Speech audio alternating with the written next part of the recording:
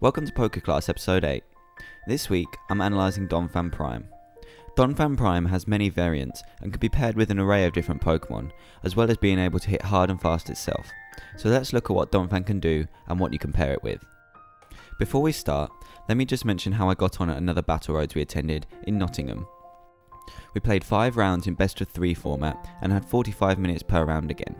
I took my unchanged BLG variant as I had such success with it in last tournament. So in the end I managed to grab 2nd place, which is great being that I only lost to the winner, who went undefeated for his 2nd victory medal, and he ran Gengar, Garchomp C and Machamp.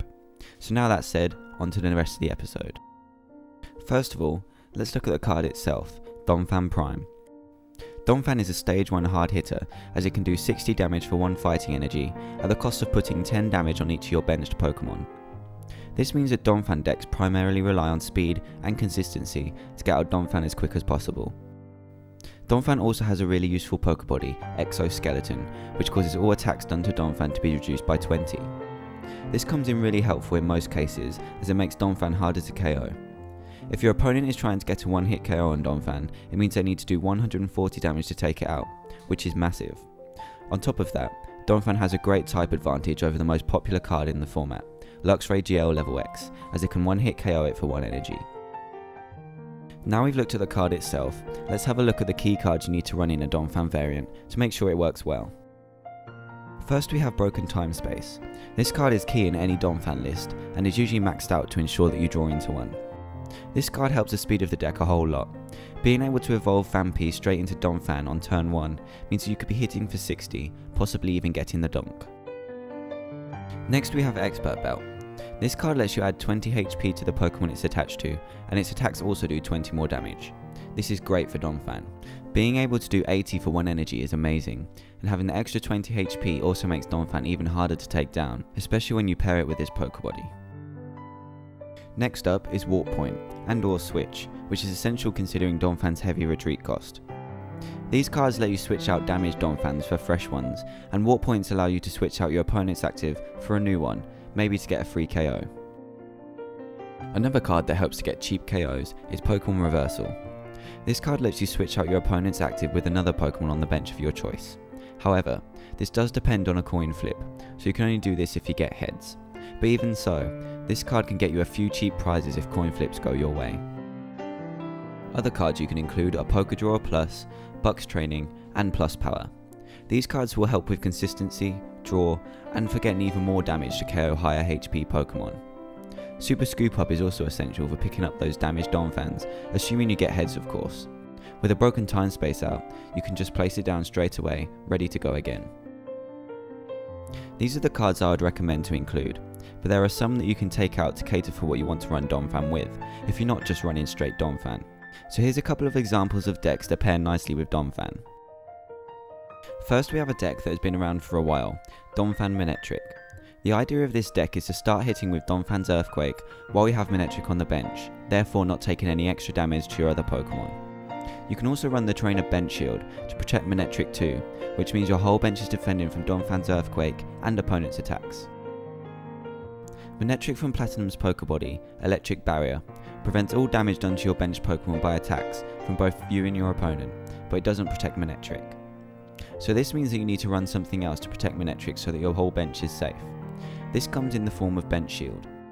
When this Pokemon tool is attached to one of your Pokemon, as long as it is on the bench, it is protected from attacks by both you and your opponent. When attached to a Manectric, this means that your whole bench is safe from sniping and from Donphan's Earthquake attack.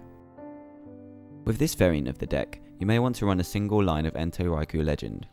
Its attack, Thunderfall, hits each Pokemon with Poke Powers for 80 damage, which KOs Uxie, Azelf, and a lot of other bench-sitting Pokemon with powers.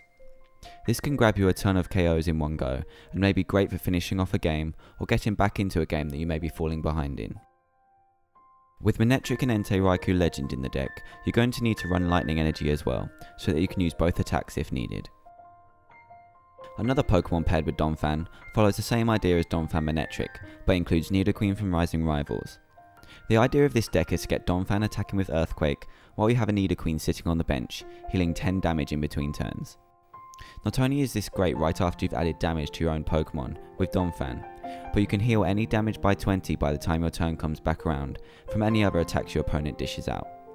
Pair this with Donphan's Pokebody and you have a damage reduction of 40 per turn.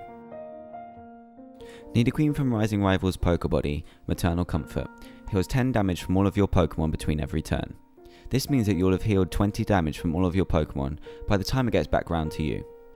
Having Nidoqueen may mean that you need to run some rare candies to speed up how quickly you get it out, and running a 2-2-2 line is also a suggestion, as you run Broken Time Space already.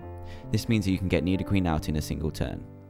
Nidoqueen is also a decent attacker for a Psychic Energy and can hit for 40, but you also have the option of adding double Colourless Energy so that it can hit for 50 plus 10 for each of your opponent's benched Pokemon.